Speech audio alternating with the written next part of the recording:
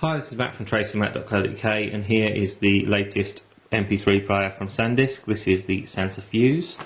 This particular model is the 2 gig version. If we just open her up and take a look. Now, if you're a frequent visitor to tracingmatt.co.uk, you'll have seen the Sansa E260 and the Sansa Fuze that I've reviewed in the past. And this, as I say, is the latest Sansa Fuze product that they're selling at the moment. In the box here we have a set of headphones. The headphones are exactly the same as the headphones that come with the other Sansa products, and I know that they are okay. They're actually pretty good for included headphones, but you'll probably want to use your own headphones at the end of the day, and they are standard 3.5mm jack, so you can do that. Now you also get a USB cable. You can obviously transfer your music from your PC or Mac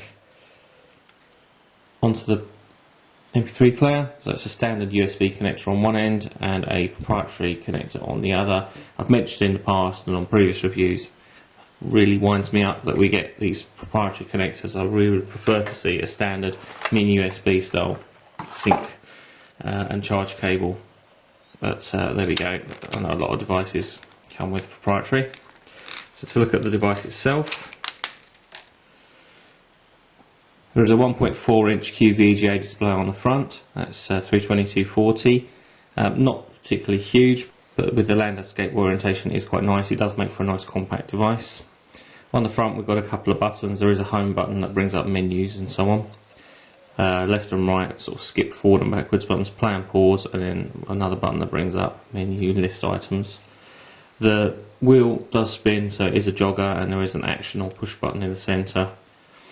On the left hand side there is a microphone and a micro SD card socket, which is SDHC compatible, so you can put in up to 8 gig, I think it is at the moment, for micro SD.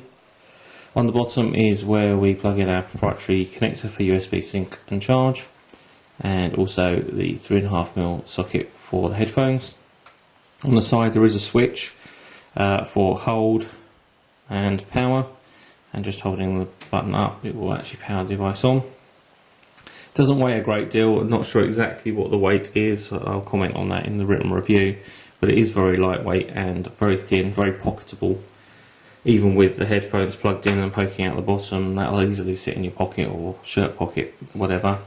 Built-in FM radio, which I have used already, is pretty decent for a device of this kind. Menu is exactly the same as on other Sansa devices. You can record an MP3 through the microphone, and you can also record the radio direct on the device. It also supports video playback in MP4 format, and you can display photos that are in JPEG or GIF format. So that's the device itself. It also comes with a small pouch, which just slips inside, which is quite nice, stops the device getting scratched obviously.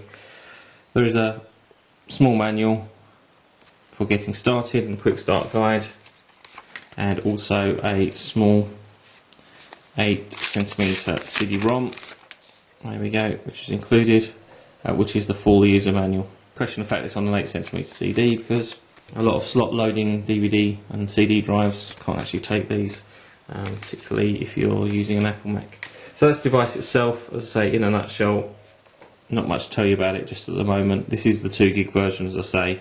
There is a 4 and 8 gigabyte version available, and I'll be using the Sansa Fuze MP3 player over the next couple of weeks, probably as my primary music device, and I'll have a review online pretty soon.